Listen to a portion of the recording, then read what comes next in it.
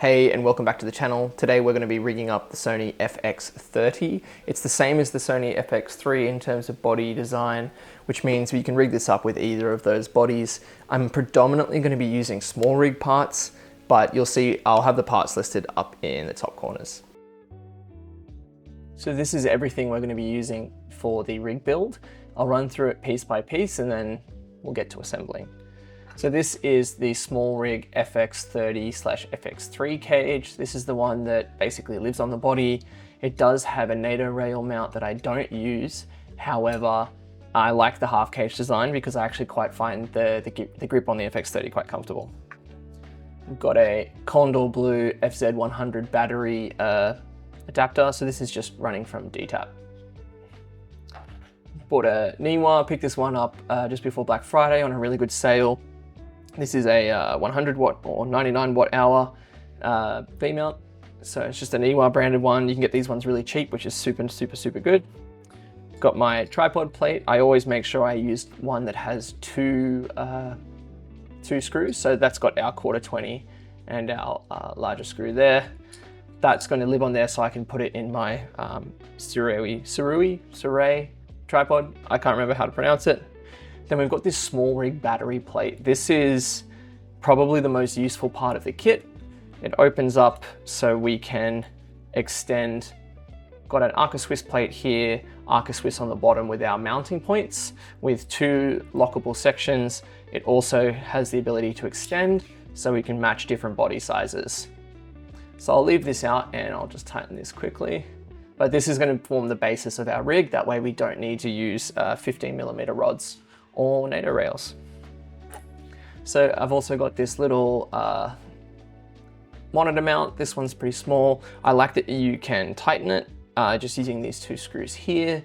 And obviously it's going to our ARRI with ARRI locating pins. Side handle, adjustable height. I also have a little small rig clamp on this, and that's so I can run a HDMI cable through it and lock the HDMI cable down. Speaking of which, I actually need to go grab the HDMI cable. This is the HDMI cable I'll be using. It's from, I actually don't know exactly what brand it is, but this one here is nice and small, not too long. Got the small rig NATO rail mounting point. This one here is perfect. It lets you mount a little bit more forward on the actual plate, which means that it shifts the center of gravity forward, allowing you to kind of compensate for the fact that we've got that big Niwa battery at the end. We've got a little NATO mounting rail. This is where the top handle will go on. Our NPF Sony battery adapter. This one's in a bit worse for wear because I've had to tape it down a few times just for various jobs. So you can actually see some of the cables in there. I'm going to repair it or I'll just buy another one. For the monitor, I'm using a Portkeys PT5 Mark II. I found that my Shinobi just absolutely chewed through the battery and I preferred having a much smaller monitor. My eyesight's pretty good, don't need a larger monitor. Also, because I'm running this at weddings, I want the smallest possible package. That's everything. Let's get stuck into the build. So firstly, I'll just empty out a few of the tools that I'll be using and a few of the extra screws. First things first, let's get the body inside the cage. Luckily it comes with this little tool here so we can attach it to the body.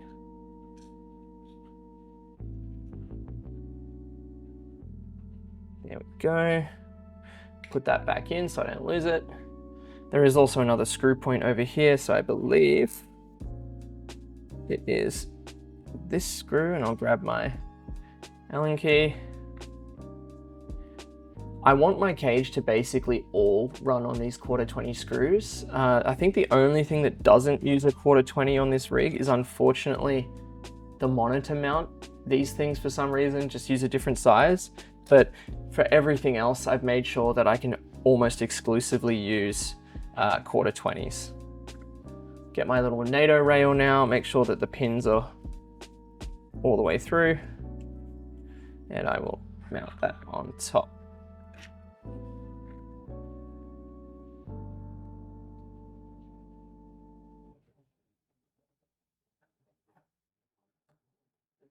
If I want a really small rig without using the top handle, sometimes I will just mount the monitor mount with the ARRI locating pins. I can just mount the monitor directly onto the body. But for now, I'll use the top handle. I'll put that on.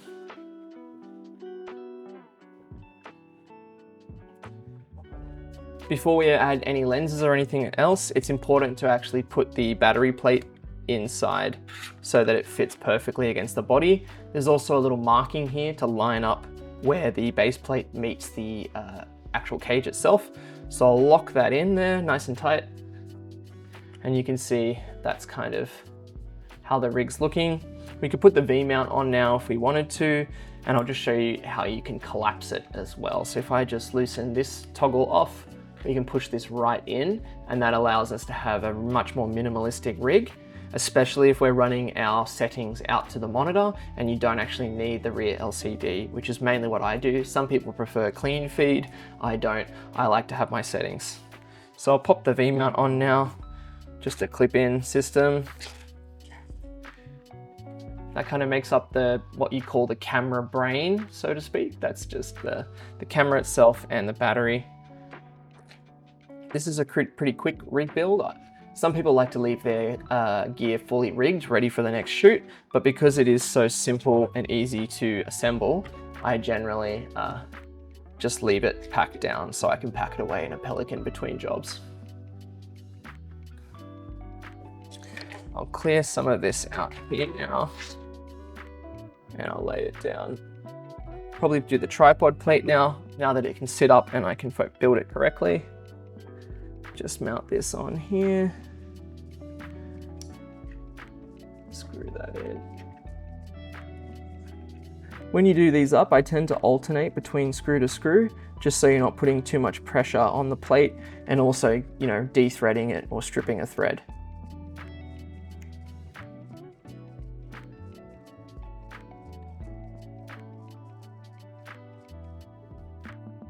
Nice and sturdy there.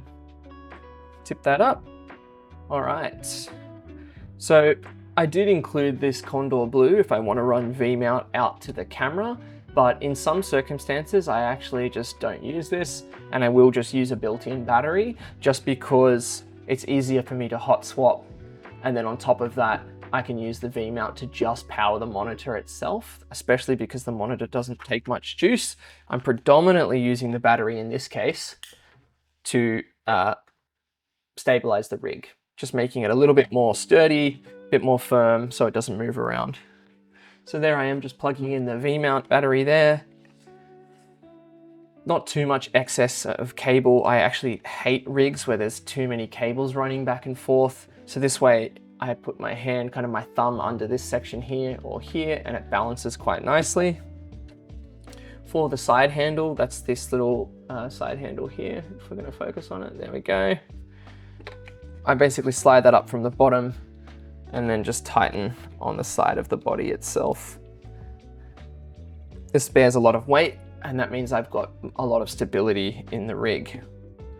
Moving on to the HDMI port, I'm just going to open that up under this handle. It's hard to see, but once the HDMI is plugged in, because I have a little bit of excess, I actually run the cable back under the front here and then up to the monitor. I wish a lot of monitors switched and they started putting the HDMI plug on the base here, but most brands still plug it in up the top, which is kind of frustrating. But this kind of keeps the cable tucked away. I'm sure I could really pull it in tight here or run it through this sometimes, which I can do on larger HDMI cables, but this is the most simple setup I think I've built. So you can see everything's nice and tucked in. The monitor height compared to the actual body itself is quite low. So if I hold it a bit further away, I don't have a monitor that's sticking up really, really far away from the actual body, making it hard to see the difference between lens to monitor. I find the closer the monitor is to the actual lens itself, the easier it is to shoot because the perspective is so much similar. And that is a really, really basic FX30 FX3 rig with only 2 cables I'm sure you could strip it down further and find a way to get rid of more cables, or at least tighten them and tug them into the body a bit better. But this is my rig. One other additional note, I also keep a Peak Design toggle on the base here, and that's specifically so I can attach a camera strap, especially for those longer wedding days. Really helps. And to strip it down, it's actually even quicker. I would just unplug the cables, pull off the V-mount, remove the top handle, just by removing that pin, take out the HDMI cable, close the door, remove the side handle, and then there we go. That can pack down into a Pelican really nicely, and it's still ready to go for the next shoot. Cool, thanks for tuning into the video. I hope you enjoyed this. It was very quick, sorry about all the cluttering sounds, but that's my rig build for the FX30 FX3.